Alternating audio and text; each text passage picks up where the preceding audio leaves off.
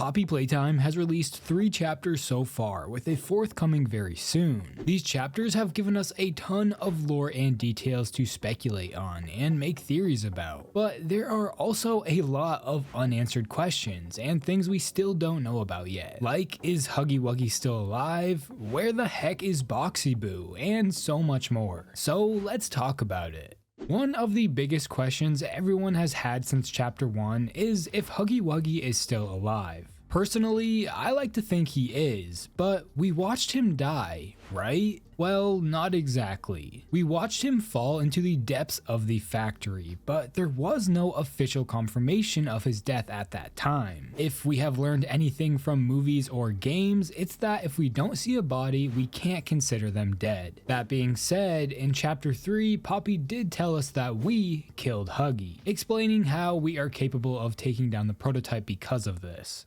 You killed Huggy. You killed Mommy. You freed me. You are perfect for this.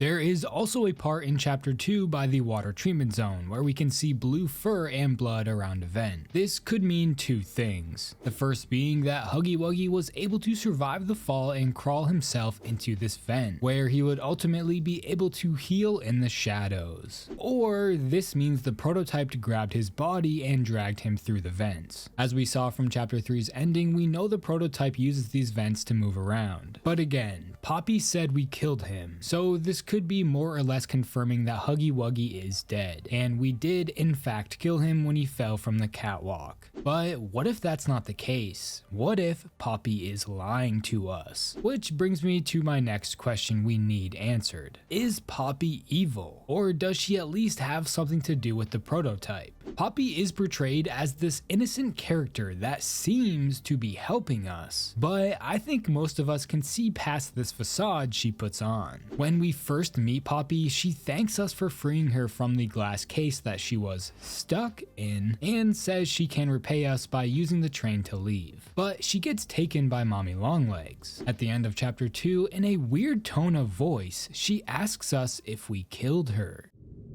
Did you kill her? It was as if she was expecting us to do this. Now, as we know from chapter 2's ending and from what Poppy said in chapter 3, she needs us to take down the prototype. However, I think she is working with the prototype, and there are a few reasons for this. The first being, it would be the classic twist. She is the seemingly good character that helps us, only to reveal herself as being bad. Another reason is, it's theorized that Poppy sent us the letter asking for our help. But how would she have sent this letter if she was locked inside the case? Well, she never was. She sent the letter to lure us back and watch as we took down Huggy Wuggy, then hopped inside the case to make it look like she was this innocent victim, which would lead us to trusting her, thinking she was not evil, when in reality, she has been working with the prototype this whole time. She just uses us to take down the other toys, which then helps the prototype become stronger. We have just been playing her game this whole time. I mean, after all, the game is called Poppy Playtime. But why would Poppy want to help the prototype? Well, it's thought that he might be Elliot Ludwig, which would suggest that Poppy is his daughter that tragically passed away. There are a bunch of reasons why Poppy could be evil. Speaking of the prototype, who is he? And what is his motive here? Well, like I said, he could be Elliot Ludwig, and he just wants a life back with his daughter. I think this is the most realistic answer, and would make the most sense if Poppy ended up being evil. But what if he's not Elliot? Could he be one of the other higher up employees? We know it cannot be Dr. Harley Sawyer, because he was the one talking with the prototype in audio log 24459. We know it cannot be Leith Pierre because he was alive when the prototype was mentioned in the audio log where he spoke with Catnap. It obviously cannot be Stella Graber because she is a female, and we know the prototype is male because Leith Pierre refers to him as such in the audio log I just mentioned. So if he's not Elliot or any of the higher ups, maybe he could just be another orphan, one of the smartest kids that we just haven't learned about yet, turned into a bigger body. But I think the prototype is Elliot. I mean, it makes the most sense. There is a lot of mystery around this character, so I'm excited to learn more about him. Another question I think everyone has is if Kissy Missy is still alive or not. At the end of chapter 3, we hear her getting attacked by something. While this is happening, we are ascending back up, so I believe this will get answered at the start of chapter 4. Therefore, I do think she is going to be dead, or at least injured in some way. So who or what attacked her? I don't think this was the prototype because he only ever cleans up the mess, as he has others doing his dirty work for him, like Catnap and unknowingly even us. Maybe it was Boxy Boo, and we will finally see him in the main game.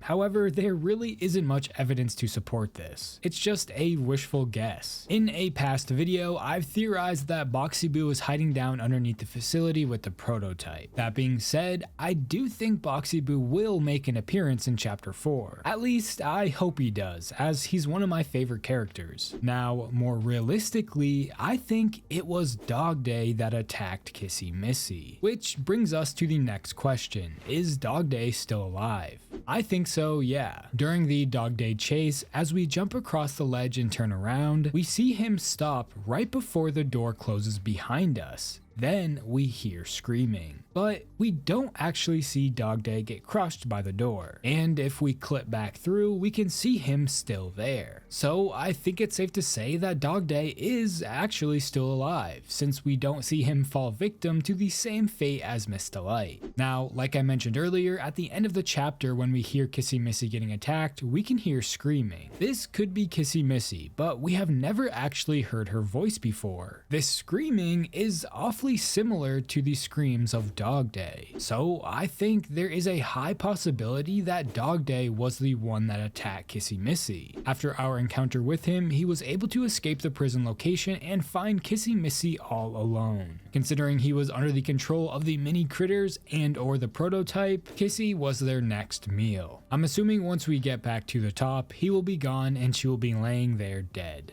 One of my biggest questions I had about chapter 3 was, why are we making the red smoke go into the left side of the machine? This is the main objective for chapter 3, so obviously it has to have some kind of major effect on the rest of the story. Now, we do know from our battle with Catnap that this red smoke is highly flammable, as it caught him on fire. And it looks like these pipes are heading down underneath Playcare, so obviously we are moving the red smoke down. But why? Well, we know the prototype is down there, and Poppy wants us to kill him. So, assuming she's not evil, we could be sending the red smoke down to set the factory on fire from deep within, to ensure every bit burns, so the prototype has nowhere to run and perishes to the fire, to finally put an end to Playtime Co. But considering this is a horror game, I doubt there will be a happy ending where we come out alive.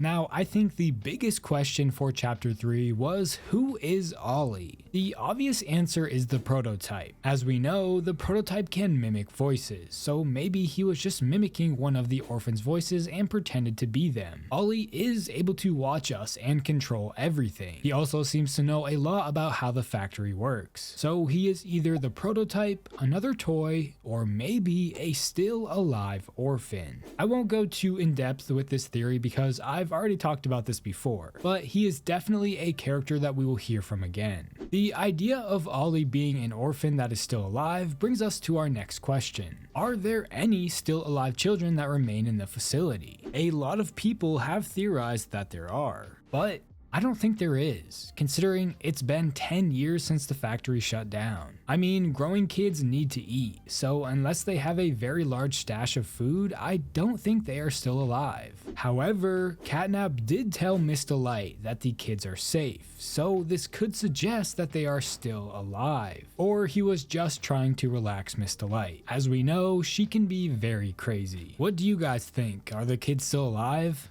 The very last question we need answered is, who are we, the player? There are a ton of theories about this, but I think the most likely is that we were one of the higher up employees. This would make the most sense considering we knew about the Bigger Bodies initiative. In chapter 3, inside Home Sweet Home during our hallucination, there is a room with text saying guilt haunts you, and the reversed audio mentioning that we were supposed to be at the hour of joy. So we definitely have something to do with it all. Plus, in the chapter 2 higher up tunnels, the very last name is destroyed. destroyed, and if we put the letters together, it says Jamie B. Honey or Jamie B. Honey. So this could be who we are. This and all of the other questions are things I hope we get answered in chapter 4. What questions do you want answered in the next chapter? Let me know your thoughts in the comments below, and if you like horror game content like this, please consider subscribing. Also, if you want to support the channel more, you can become a member. Don't forget to follow my Twitter at TerrifiedT. Thanks for watching.